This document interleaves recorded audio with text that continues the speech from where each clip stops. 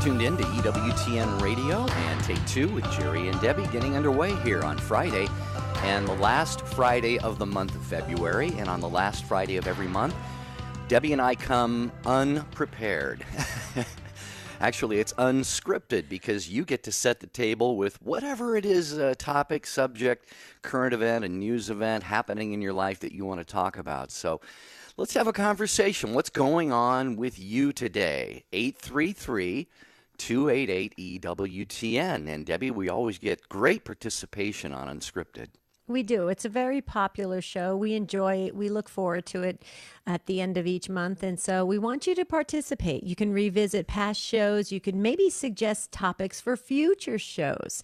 As a matter of fact, on Monday, we have a show that's planned for you that was suggested by one of our Take Two listeners and also who was at the retreat, the Stand Tall retreat recently. And so we do take to heart what you have to say. You can ask us questions to get to know us better, maybe our background, our catechetical background, whatever, so you can have a better understanding of where our come from is when we approach the shows. So it's unscripted today, open forum. Phone lines are open. Mics are open. It's all yours. It's your show. Here's the number, 1-833-288-EWTN. All right, yeah, you can talk about anything. Like Debbie said, show topic suggestions. If you weren't able to get through on a past show, we can talk faith questions if you want. Hey, why do we Catholics, or why do you Catholics? If you're not a Catholic, maybe you have a question about something that we believe. We're not quote unquote trained apologists in the same mold as the Colin Donovans and Tim Staples and all of that. But Debbie and I know the faith pretty well. So if you're scratching your head over something that we believe or do as Catholic Christians, fire away with that. If your prayer life is soaring here during Lent, give us a Lenten update. Have you taken your temperature here during Lent, your spiritual temperature? Let us know how that's going. If if you just want to call up and say, you know what, I've just come to appreciate my beautiful wife so much because. 833-288-EWTN. Wait a minute. I hope Marty's listening. Yeah. Marty. He probably isn't. He's busy today. So anyway, we want to hear from you. So please call in and share what's on your heart. 1-833-288-EWTN. You can also text us. You text the letters EWTN to 55000. You wait for a response and you put your first name in, your question, your comment, and we'll put it into the discussion at just the appropriate time. Keep in mind that some data rates may apply depending on your service plan. You can also email us. You can email us at take2. That's the number 2 at EWTN.com. Or you can chat. You can post it on Facebook. I know there's a whole group watching on Facebook or YouTube, however you want to do this. But we just want to hear from you, okay? Don't sit it out. Don't be entertained because it's Friday, and don't get on with your weekend yet. We need to hear from you. That's 1-833-288-EWTN. Yeah, it was interesting. I follow, of course, EWTN on Twitter, Debbie, and I saw a tweet that came from EWTN recently. I just wanted to share this quickly because it's really interesting. They titled it "How to Fast," and it's obviously directed toward our Lenten disciplines and so forth. And they had some really cool suggestions. Okay, fast from judging others, fast from apparent darkness, fast from pessimism, from thoughts of illness, from words that pollute, from anger, from unrelenting pressure, fast from complaining, from hostility, from bitterness, from anxiety, and fast from sin. So I just wanted to share that because sometimes we think a little narrowly in terms of fasting during Lent or abstaining. It's kind of, the church has the rules that they suggest to us, but it's as wide open as our creative minds can get. So if there's an area of our lives that maybe is controlling us in a negative way, Debbie, I know you'd second this wholeheartedly. Let's fast from, allowing these things to bring us down, and let's turn more toward love and charity toward our brother and sisters. So thanks, EWTN, for tweeting that out. Follow them, by the way, at EWTN. We are going to get to your phone calls. It's Unscripted on Take Two with Jerry and Debbie today. John will lead off with you in Anchorage, Alaska.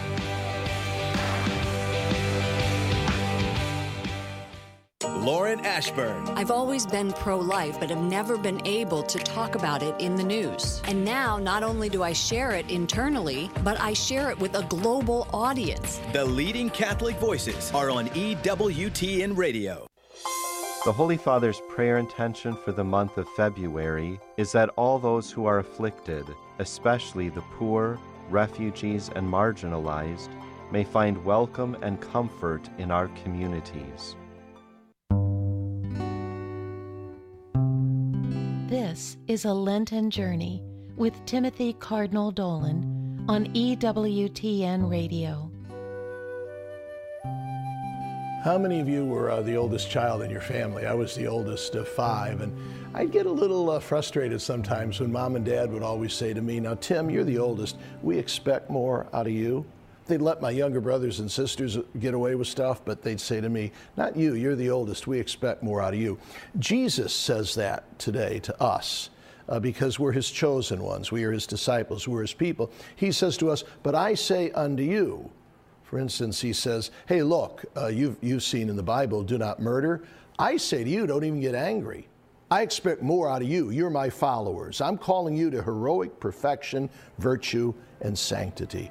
That's the message of Lent. That's the challenge of Jesus. A Lenten Journey with Timothy Cardinal Dolan is available on DVD through the EWTN Religious Catalog. This DVD includes all 47 segments for each day of Lent, from Ash Wednesday to Easter Sunday. To get your copy, log on to our website, EWTNReligiousCatalog.com, 24 hours a day, 7 days a week, or call 1-800-854-6316.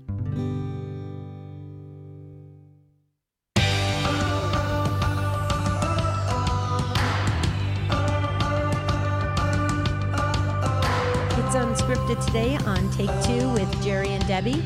Please call in or text in and just let us hear what's on your mind or your heart. This is what this forum is today, and it's an exciting one, very popular. All the phone lines are lit up, so that means you have a lot to say. If you want to jump in when a line becomes open, here's the number, 1-833-288-EWTN. And Jerry promised we would go to John first in Anchorage, Alaska. Hi, John. Thank you so much for getting our First Up award. It's virtual, John, but we're happy to send it to Alaska. Thank you. You're welcome. Hello, can you hear me? Oh, yeah, perfectly. That's fine, yeah. Oh, perfect. Yeah, thanks. So I was listening in a few days ago when you asked men for their when life has brought you to your knees story. Right, and John, by the way, forgive me. I read your email, and I haven't had time to reply, but I've been meaning to do that. So please accept my apologies for the delay. But glad you got on the show. Oh, no worries. Yeah. Yeah, thank you. I've actually never called in and actually talked on a radio show before. So great. My heart is all aflutter. Be at peace. Yeah. Be at peace. So very long story short, so when I had just turned 14, I had discerned a call to pursue the priesthood, and I had an opportunity, right? So I went off and I joined seminary, actually, going into 9th grade and at a high school seminary, which not everybody knows, they still do exist. And I basically spent the whole formative decade of my life striving with all my heart and soul towards the priesthood. And then I can get into details if you want, but very long story short, it became clear to basically everybody except myself as the years went on that I wasn't quite cut out for religious life, that at least religious priesthood within that religious order wasn't my calling.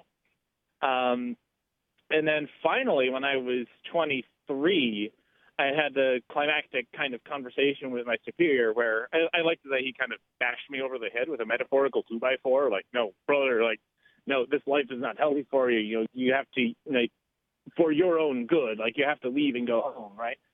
And it was that, it's kind of hard to describe, like, everything that I had been striving for so long was all of a sudden gone from one moment to the next. And I remember, like, as I was, like, in that little interim, like, I hadn't left religious life yet, but I was just waiting for due process to be done to release me of my vows, I remember thinking, like, well, what is there for me now? Like, I guess all I can do is just, like, curl up in the corner and die, essentially. Right, right. And then I remember thinking, like, you know, like, no, he's wrong, but my superior told me to do it. So, like, I basically only left because of obedience in religious life. Anyway, I finally did one. Excuse me? Well, I was just going to ask what has happened since, John? Are you married? Or are you still single? Are you still thinking about the priesthood? Where are you right now with the whole thing? I have been out of religious life for almost exactly 8 years now, and it has been a wild ride of ups and downs, and I mean, just a marvelous display of God's providence in action, actually. So, I mean, I remember it was maybe a month and a half or so after leaving religious life. I mean, I just woke up one morning and I just realized, like I am just, like, really at peace and really joyful right now, and I just haven't felt like this in a very long time.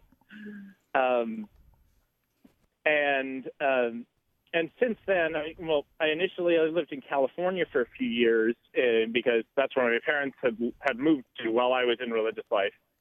And then after living in California for a few years, I moved back to Maryland, where I'm originally from, just in time, actually, to reconnect with my with my grandparents that I hadn't seen in years. Just in the nick of time to reconnect with them in the final months of their lives. Mm-hmm.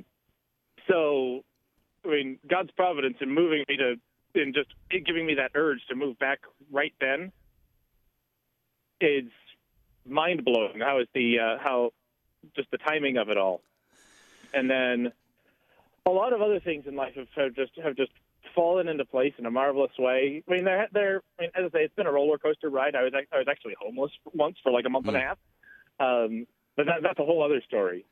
Well, John, let me, if I can, John, I can relate to your story so very, very much from personal experience. I don't know if you were aware, I was in formation for the priesthood for 6 years in the Archdiocese of Portland in Oregon from 1989 to 95. Prior to that, I had a career in radio. I've been in radio since I was 18. I had my first job. And so, you know the saying, God writes straight with crooked lines. I'm sure you've heard of that, and you've seen that in your own life. And I know from experience, for having lived and eaten and breathed and slept, and thought about and prayed about the priesthood for 6 years, that when God's will becomes apparent that that's not what he's calling a person to, at least at that time, or perhaps not at all, it can be traumatic. I remember, because you have all your friends and family who are praying for you and supporting you in various different ways and telling you, I can't wait till you're a priest so we can attend Mass with you and go to confession, and got all these pressures on you and pressures you put on yourself. And so it really is a traumatic transition, if you will. But I look at my situation. I got immediately into Catholic radio. I'd been in secular radio before, and then I got immediately into Catholic radio, and then I see how, God has blessed my life and used me in so many ways since then. So, Debbie, I think you know about a lot about my story, but I think it parallels John's very, very much. And I know you join me in just saying, John, hang on and continue to hang on for the ride and expect to be blessed by God because you're following his will. Right. Jerry, you said it perfectly. And you're coming from experience, Jerry, and I think I see the parallel between your formation, Jerry, and John's, and I would just echo the same thing, John. Look forward and see what God is going to have planned for you, and I think it's going to be pretty exciting. You got to keep us posted, though, John, because we want to journey with you. Yeah, we want to journey with you. Maybe we'll come visit Alaska. I love Alaska. Oh, it's awesome up here. I know. Great. Beautiful. Right, yeah. Well, John, we're so glad that you called the show. You mentioned first time you've ever called a show, and we are blessed and honored that you did. And I will still get back to you via email. I promise you that, hopefully today or maybe over the weekend. But blessings there in Anchorage, John. Thanks for joining us. It's Unscripted on Take Two with Jerry and Debbie. Anything you want to talk about. Jeff has something on his mind, and he is in Fairplay, Colorado, listening on Denver Catholic Radio. Hi, Jeff. Welcome to Take Two with Jerry and Debbie. Good morning. Howdy. I'm on a Bluetooth, so let me know if you don't hear well. I've got a comment, kind of, but I'd like to hear from you guys. Have you thought about whether we've got a crisis in marriage vocation? Are kids discerning a vocation to marriage, or are they just getting married? Well, I can go first. Yeah, go ahead. Okay, Jeff. And what I have heard, because I'm in the kind of the catechetical ministry field, and so there's a lot of information about different stats on where young folks are when they're discerning marriage, the vocation to marriage, or the vocation to the priestly vocation or religious life. There's been a lot of problems identified that the generation that's coming up really does not spend that much time discerning God's path for them. And it's unfortunate because we're seeing the results of it even in the formation for their marriage prep, that a lot of things are becoming evident that they didn't prayerfully take this, in a discernment way to make sure it's right for both of them and that it's going to be, sacramental. And so in answer to that, I think we need more education starting in our families and then in the religious education programs to prepare people that when we are put on this earth, we're put here for a purpose and a reason. We all have a vocational call, whether we know it or not, even if it's in the secular world. When we're working in business, you can always weave in a vocation in that we are trying to pursue God and get others to fall in love with God as well. And so, no, I think what I have learned, Jerry and Jeff, is that we need more preparation for all of us, more formation to really enter into these big sacraments with eyes wide open and hearts open and and in a good spiritual place. What do you think, Jeff? I've been thinking along those lines. I hadn't had the research to do it, and I thought about. I've been wanting to talk to a young priest that I know and find out. But every time I hear prayers for religious vocations, I add the prayer for marriage vocation, because I'm afraid that's been our problem for years. That maybe our shortage of priests is because people didn't discern a vocation to marriage and weren't working. It's tough. I hate to say they weren't working on raising godly kids, because I know I was, and I didn't succeed. And so the dilemma is it a vocation to marriage that's missing, or is it the education that's missing? I listen to Ray Guarendi, and primarily, occasionally I hear Dr. Popchak, and they're giving me information that I did not have when I was raising my kids. And I go, wow. Sometimes it brings me to tears, wishing I had that information. Jeff, what I would simply add to what Debbie said is I think we do have a crisis of marriage. First of all, there's a crisis of understanding what marriage is. I mean, we've got already now maybe a generation or two of young people and 30-somethings and even 40-something. They don't understand the nature of marriage as God and nature and the church and all natural law has always understood it to be. It now can mean just about whatever anybody wants it to mean. So that part of it is a problem. We have a crisis of the ability to make a commitment. We have the broken family. We have young people growing up today who simply they look at marriage and they say, well, if marriages turn out the way my parents' marriage did, if their family was broken, then they're going to say, I don't want any part of it. Whether that's a conscious approach to it or not, sometimes it's very subconscious. So adding to what all the things that Debbie said, I think, we've got some very serious issues to address. But the bottom line is, Debbie, you know this. Marriage comes before priestly and religious vocations. We have to be shoring up marriage, and if we have a crisis in marriage, we're going to have a crisis in vocations because the family is where vocations come from. Mm-hmm. So absolutely, yeah. So we have to defend and strengthen marriages, and that is really the key. That's why I love the fact that you're praying for marriages at Mass, Jeff. Thank you for doing that. We all should be doing that. So thank you for reminding us. We appreciate it, Jeff. God bless you. Have a beautiful weekend. Unscripted on Take Two with Jerry and Debbie. We throw open the phone lines for anything you want to discuss, what's going on in your little part of the world, on your mind, on your heart. We'd be happy to discuss it with you at 1-833-288-EWTN. And Ian is up next in Deer Park, Texas, who has us on Guadalupe Radio. Hi, Ian. Welcome to Take Two with Jerry and Debbie. Hello. Howdy. Hi, Ian. I had a question about Lent, and I was wondering why the Catholic Church considers fish not meat. Mm-hmm. And I consider fish meat because it is meat. But I was wondering, is fish really meat? Do you think it's considered meat? Well, Ian, it's my understanding that the USCCB has actually put the answer. The United States Conference of Catholic Bishops, the website usccb.org, actually answers all these questions about what is meat and what not.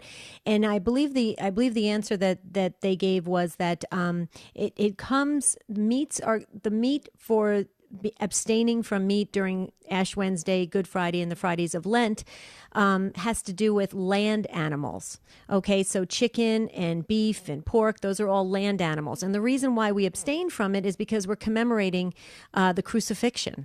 Okay, so we're commemorating the crucifixion. So when you think about it like that, the sea creatures, the fish, they're excluded from that. So that's my understanding of it. Jerry, what is yours? That's exactly right. In fact, I looked that up. Ian, if you want to I did a very simple internet search. I put in USCCB, which is short for United States Conference of Catholic Bishops. USCCB is fish meat.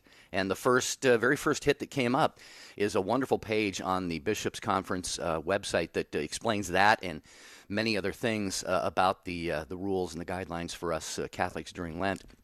I don't know. I was gonna jokingly say, how some people say, well, the church, doesn't prohibit fish because the apostles were all fishermen. Many of them were fishermen. Right. But it helps the fishing industry. Right. Yeah. But anyway, does that help, Ian? The church, is obviously the what I want to say, has the authority from Christ, to make these guidelines for us, and this is what they've chosen to do. Does that make a little bit more sense for you?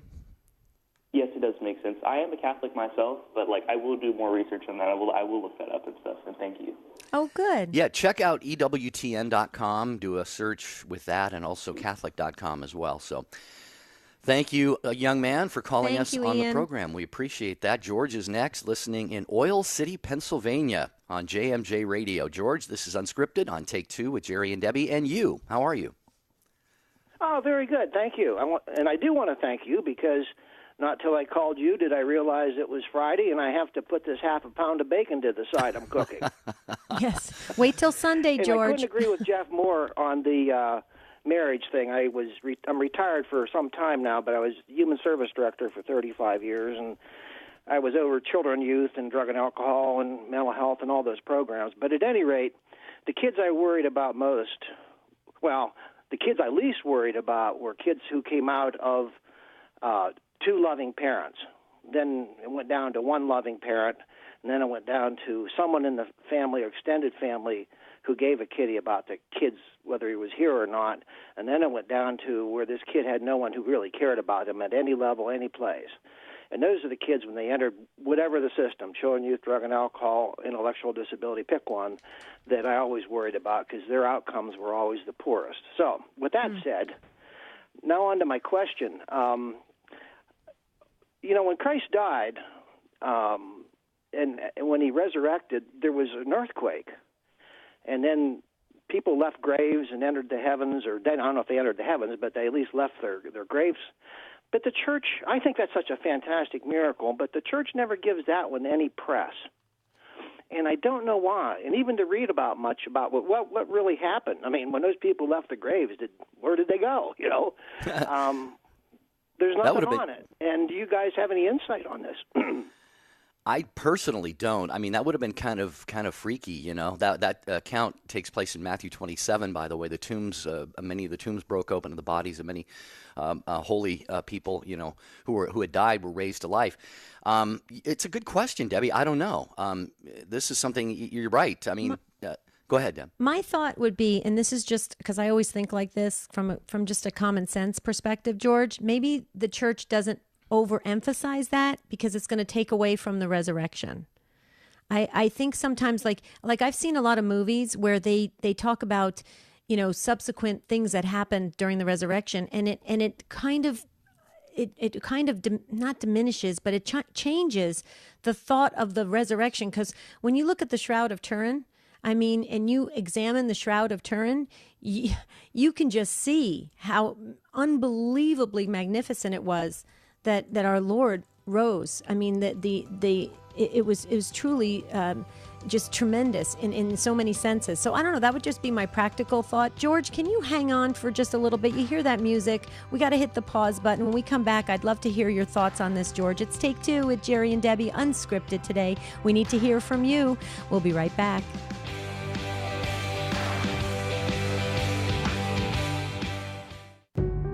Third Millennium Media presents Debbie Georgianni. The world tells us not to be merciful, and we as Catholic Christians are called to take a step back and look at it in a different way. We must practice mercy, especially if we want to receive mercy. Debbie Georgianni, co-host of Take Two with Jerry and Debbie on EWTN Radio, wants to visit your parish, retreat, or conference. Invite Debbie Georgianni today online at thirdmillenniummedia.com. Look to EWTN for inspiring Lenten programming. This is Father Thomas Petrie, Godly Counsel on Morning Glory. Lent is a time of spiritual renewal when the Church journeys with Jesus Christ, who is both God and man. And in his humanity, he can suffer, he can be hungry, he can die, and he does all of these things for us.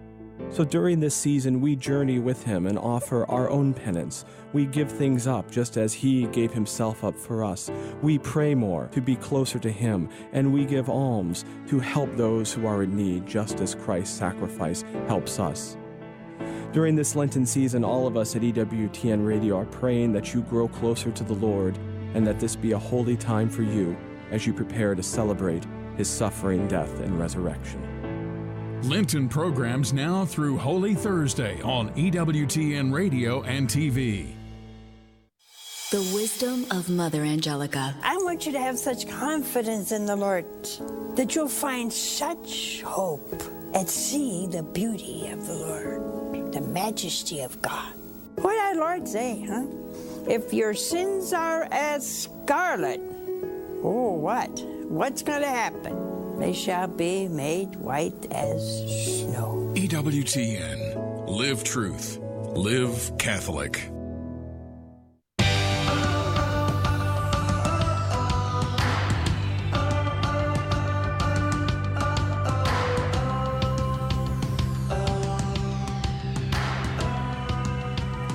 Take Two with Jerry and Debbie on EWTN, and we are talking with George in Oil City, Pennsylvania, who has really brought up a stumper here, talking about Matthew 27 and the bodies of the saints who rose from their graves at the time that Jesus died. What do you think, George, of what Debbie was sharing right before the break there? Well, I actually am on the opposite end of the spectrum from where she's at. I always thought the miracle of Lazarus was one of the more wow miracles. And then I personally sat through an earthquake up in Canada 3 years ago, and that was quite an event. And to me, those two things happening after Christ's death is even more of a wow factor that adds on to his death rather than takes away from his death. And I know that the Romans used to write down a lot of what happened in terms of the history of what was happening at the time. And I often wondered if they even commented on that earthquake that happened, which I guess was, more than just a little number 2 shake. It was something of more substance. So that's what I think. To me, it would be more of a wow factor. But I guess, I can understand Debbie's point as well. I'll share this with you, George, and everybody else. There's EWTN.com probably addresses this. I know Catholic Answers, which has a radio show, as you probably know, Catholic Answers Live from 6 to 8 p.m. Monday through Friday here on EWTN Radio. And they have discussion forums. And if I did a search for I just put in something like bodies that were raised from the dead, Matthew 27, Catholic.com. And there's an interesting post here. And somebody quotes from the Navarre Bible Commentary, which is very solid, very orthodox. And it says about those verses, it says, the great church writers have suggested three possible explanations. First, that it was not a matter of resurrection in the strict sense, but of apparitions of these dead people. Second, they would have been dead people who arose in the way Lazarus did, like you said, and then died again. Third, their resurrection would have been definite, that is, glorious, in this way anticipating the final resurrection of the dead. And it goes on to say the first explanation does not seem to be very faithful to the text, which does use the words were raised. The third is difficult to reconcile with the clear assertion of Scripture that Christ was the firstborn from the dead. And St. Augustine, St. Jerome, and St. Thomas are inclined toward the second explanation, which is that they rose and lived a little bit longer and then died a death the way everybody else does, because they feel it fits in best with the sacred text and does not present the theological difficulties, which the third one does. So anyway, there's a little bit more on that. And Debbie, just some really good food for thought given to us by George here today. We learned a lot. Thank you so much, George. God bless you for calling in, and have a beautiful weekend. Well, now on to my toasted cheese and tomato soup. Have a good one, guys. There you go. Sounds good. I love that. I love grilled cheese with tomato. Do you, Jerry? Yeah. Well, then you got to eat something else then. If you like it during Lent, you have to eat something else. Oh, that's right. Okay. Okay. Let's see. Who's up next? Drew in Toledo, Ohio on Annunciation Radio. Hi, Drew. Welcome to Take Two with Jerry and Debbie.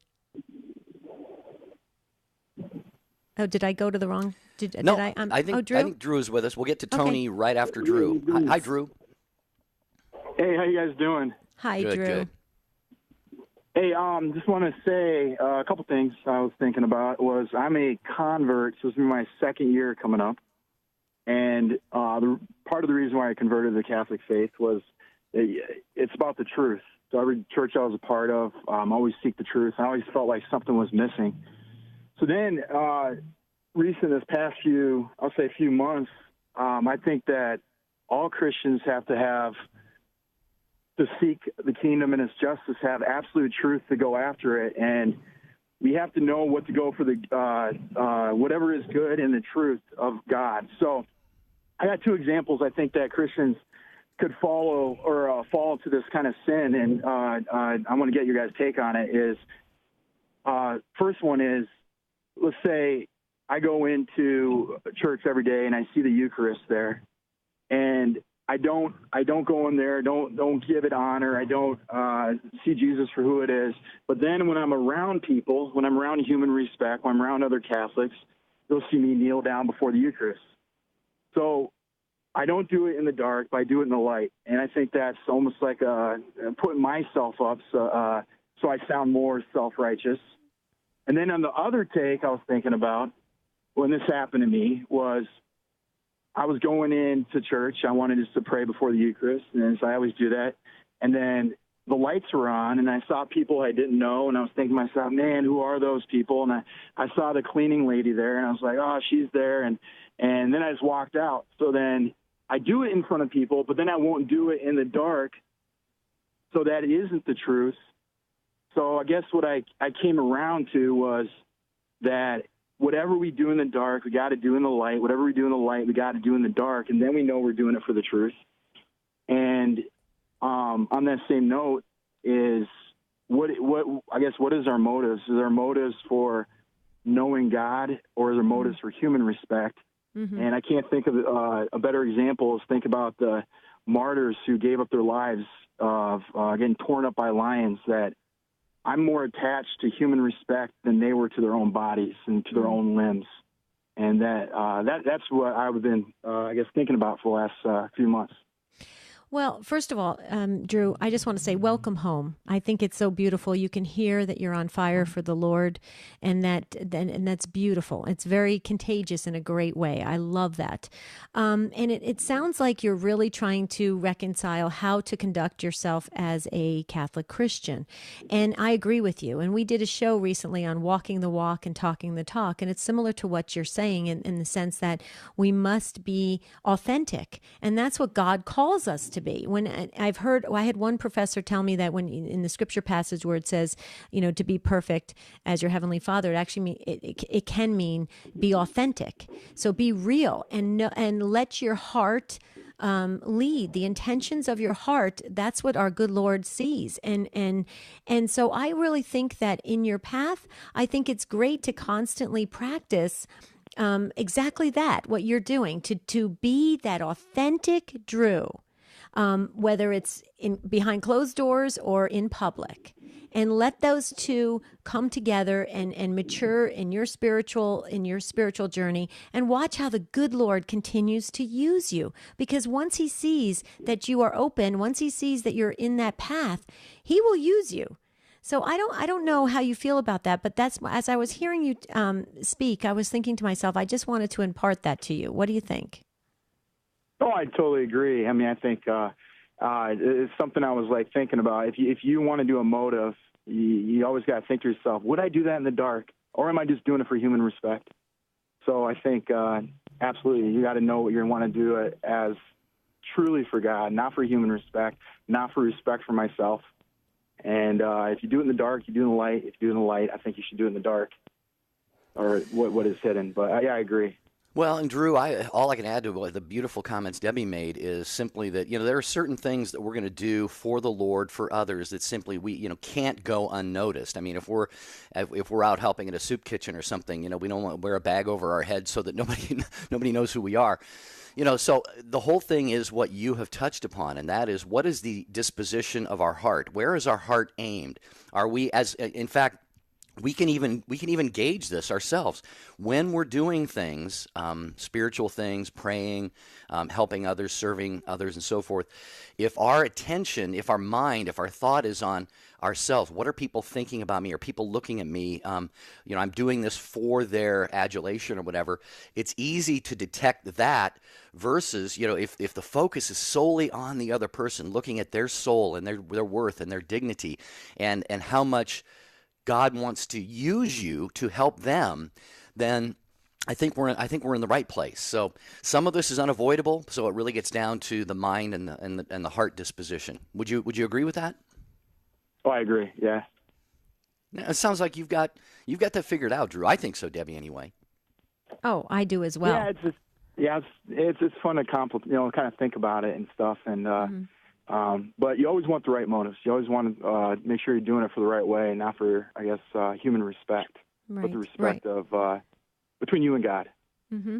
And Drew, I just wanted to share with you, thank you so much for listening to your local station, Annunciation Radio. They do great work, and the folks there are always trying to put programs on that can help us be formed in the faith. So you have a great station there with Annunciation. So God bless you. Continue listening and keep us posted. The good Lord has great things planned for really all of us. And so it's fun when we can celebrate together. If you'll do that, Drew, you would definitely make our year, actually. Thanks, Drew. Okay, as promised, we have Tony next, driving through Pennsylvania. We got a virtual patience award that we give out, Tony, and you're our recipient today. Thank you for waiting so patiently and kindly on the line there in Pennsylvania. Welcome to Take Two, Tony. How are you? Yes, thank you. I'm okay. How are you? Doing well. Glad that you called. That's good. I have a question, and I know some authoritative Catholics are against it, and there's some Catholics, including priests, that are for it. Can you tell me what your take is on yoga? Jerry, do you want to go first? Well, actually, I'm looking at a document on EWTN.com, the EWTN website, which I encourage everyone. I just did a search for EWTN.com yoga, EWTN.com yoga. So, Tony, if you have internet access, look that up. But it says here, and this is important to remember, that it says the church distinguishes between physical postures and the philosophy or religion underlying them. And this is from the Sacred Congregation for the Doctrine of the Faith, a document called On Christian Meditation. And it says the adoption of a particular physical posture, even if originating in a religious or philosophical system foreign to Christianity, is permissible, provided the posture is severable or can be distinguished, if you will, from the religion or philosophy that first motivated it. And its use then becomes possible in Christian freedom. And indeed, the church has, quote, baptized even pagan practices that were not intrinsically linked to paganism. So, George, my take could be nothing other than what the church says on that. Debbie, you may have some thoughts from experience you did. as well. You did great on that. I would just say Sue Brinkman does a fabulous job explaining why we have to be very, very. We have to absolutely not go into any yoga places where they're practicing, full out yoga like they do. I would just say, Tony, just from a practical sense. I've done a lot of exercises when I was younger and when I was running in mini marathons. And I'll tell you what, you can do simple exercises that don't have to take on a whole nother philosophy. I'm a firm believer that I've seen the yoga poses, I've seen it all, and I'll tell you what, you can do the same thing. Just stretching, getting out of bed in the morning. That's what I believe anyway. So I think sometimes there's so much hype around these other philosophies that have these, like Jerry was saying, that the exercises, that it's really underlying this other form of practice. I don't think it's necessary. I really don't, and I think we need to stay away from it because I think it's problematic on many spiritual levels. That's my thought anyway. I hope I'm not babbling, but Sue Brinkman does a much better job. Go ahead. Sue Brinkman is against yoga totally because she says that the yoga postures are postures that originated in adoration of different gods. Pagan. And pagan gods, yeah. Mm-hmm. And, I would agree with Sue. I know, sir. I even spoke with a priest who wrote a book on yoga, the practice of yoga. So, and he claimed that, he baptized yoga, and it's okay to practice. And I think I was thinking of going to a Jesuit retreat where they're going to have yoga. So I'm confused about whether the postures in and of themselves are wrong. Okay, Tony, can I just say something real quickly? And let me share something. I had an uncle who was a priest. I worked with priests my whole entire adult life. Okay, priests are phenomenal, but they may not know everything about every angle of everything that's spiritual. That's why you do have to tap into the experts who have studied it and understand it. If it were me, Tony, I would not go to that retreat that has yoga. I would tell that retreat center that you would go if they take out the yoga and all those kind of practices. That's just me, Tony. Jerry? Well, yeah, again, and I would echo what Debbie said. I mean, there are just so many other fantastic ways. If you're looking for exercise, there are myriad options. If you're looking for meditation, the church offers billions of resources: Bible study, the Rosary, Divine Mercy Chaplet, Lectio Divina, reading sacred books, just quiet, contemplative prayer. So, Tony, I would say, I'm going to post that article that I found on EWTN.com on take2show.com. Again, the church does say that if the postures can be separated from the ideologies, the philosophies, the religions that first motivated them, that it can be acceptable and a Christian can be free to use them. But I would definitely lean on the side of, why take the chance? That's exactly right. Going into any kind of a store, a company or whatever that offers yoga, you really don't know where their come from is when you go in, and before you know it, you could be, really putting your spiritual life in a difficult place. So, and the fact that they're calling it yoga, that should be a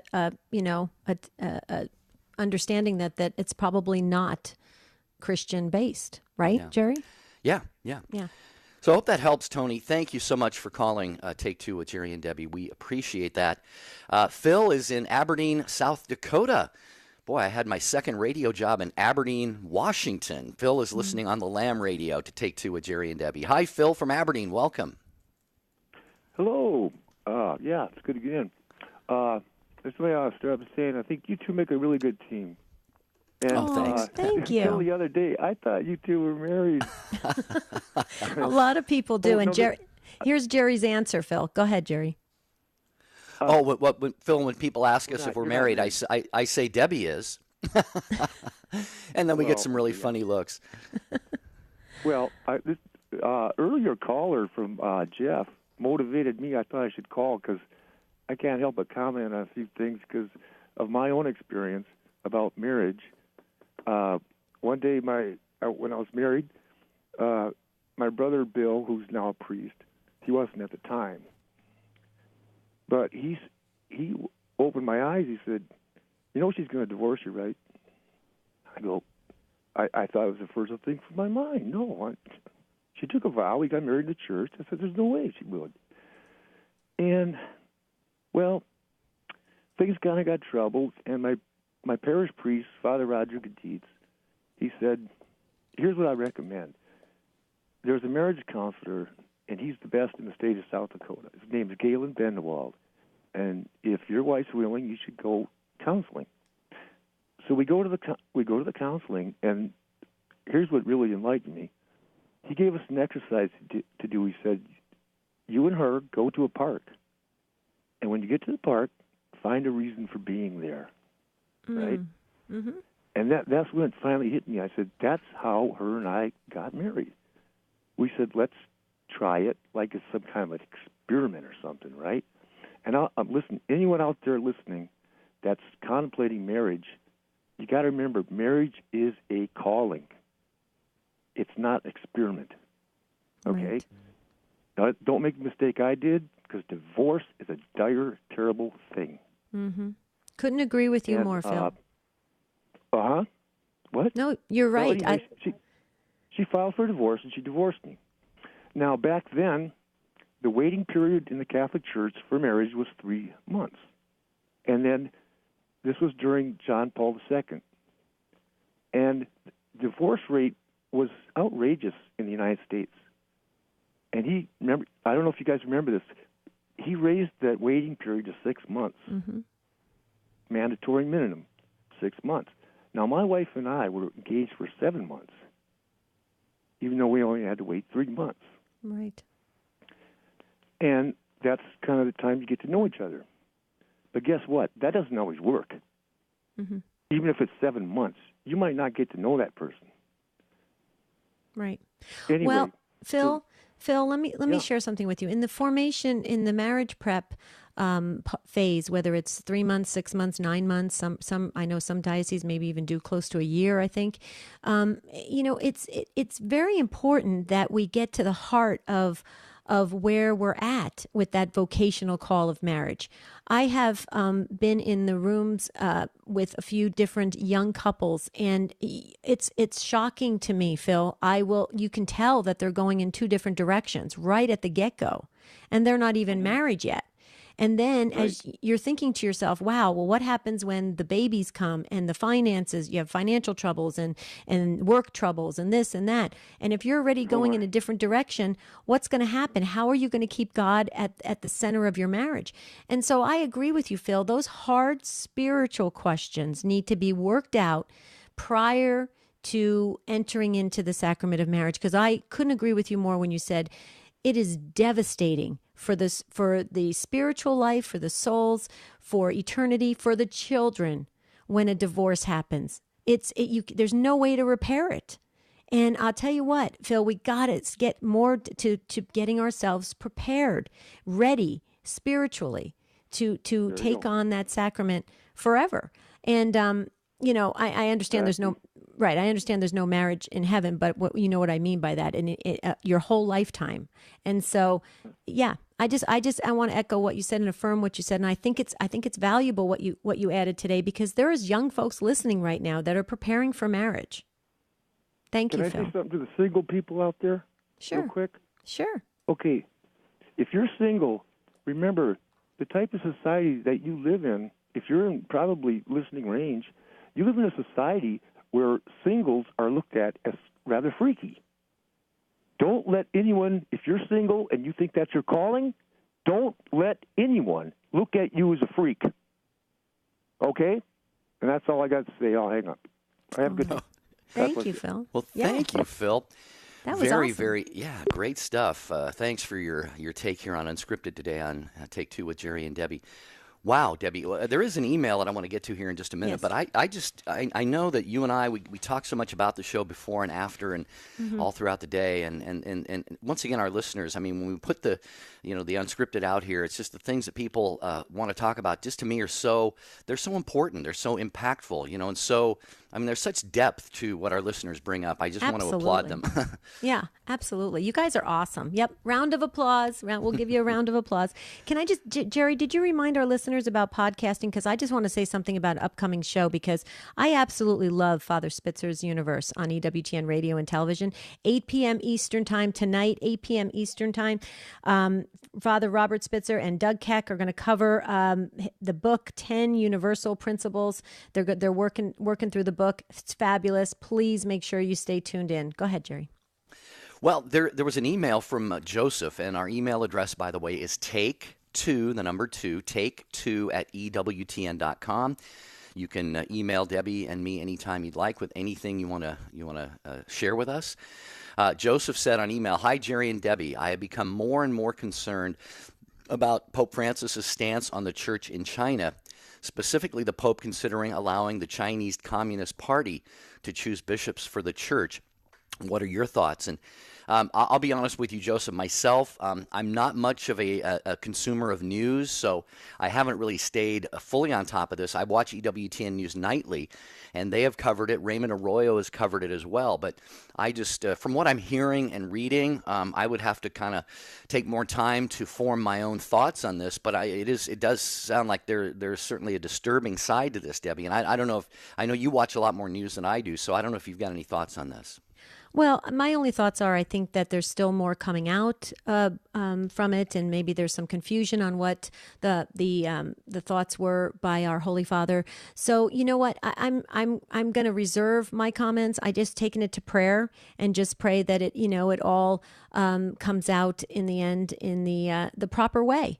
And so sometimes when these news things are coming out, they're unfolding as we speak, and there's certain things that are taken out of context, and some people are speculating, and I'm going to wait and see, but I'm praying. That's my comment. Yeah, and once again, we like to defer to the network, for example, EWTN, and EWTN's Rome bureau chief Joan Lewis has a blog called Joan's Rome, and I encourage you to go on there, joansrome.wordpress.com. And she's got a very insightful article. Joan has spent time in China and in Asia and in parts of the world over there. And on January 29th, so this goes back, almost a month when this was really all starting to unfold. And she has the text of an article by one of the, it's a cardinal in Hong Kong, I believe, Cardinal Zen. And the title of the article, Joan's blog post, is the Vatican selling out the Catholic Church in China? This cardinal says yes. So, and I'm not taking that position myself. I don't know. Like Debbie said, this is something that has a lot more probably going on behind the scenes than we know about. And we just, Debbie, in the end, like with everything, we just entrust it to the Holy Spirit. Absolutely. And we pray. I mean, I often pray for the people of China and the church leaders, because it's been a really ugly mess over there with the government controlling things and everything. And we just pray that they will have freedom. Right. And pray for our Holy Father. Pray for the priests. Pray for the religious. Please. Everyone's under attack right now. Look at the world, what's happening. I mean, spiritually, it's tough to be out there and to minister. So please do that as well. Saturday, we have our Best Of show, Placing Yourself in the Scriptures. It was a fabulous show, and it's on our Saturday Best Of. And Monday, we have this wonderful show coming up called They're Now with the Lord, When Your Loved One Passes. Are you sure they're with the Lord? Do you have feelings about that? We're going to talk about that on Monday. Jerry? All right, thanks to Jeff, Matt, Rich, everybody at EWTN, to our affiliates, and to you for making this a great week of Take Two with Jerry and Debbie. Until we talk again, have a beautiful and blessed weekend.